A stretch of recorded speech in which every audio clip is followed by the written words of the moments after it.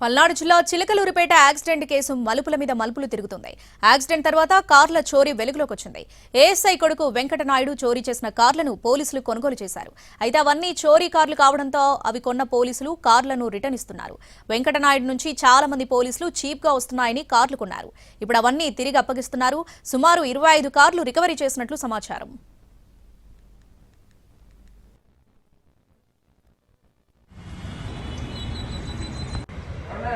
ఆ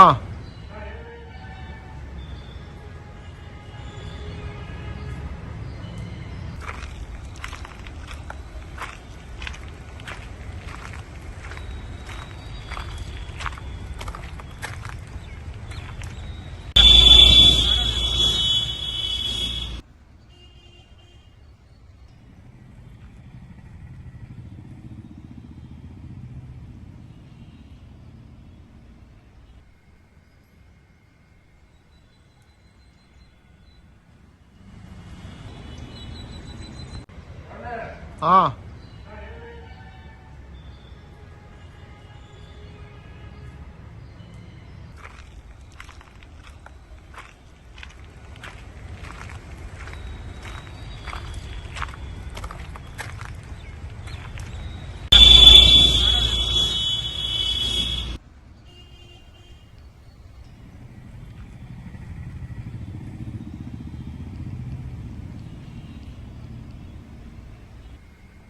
పల్నాడు జిల్లా Chilakaluripet accident case మలుపుల మీద మలుపులు తిరుగుతుంది. యాక్సిడెంట్ తర్వాత కార్ల చోరీ వెలుగులోకి వచ్చింది.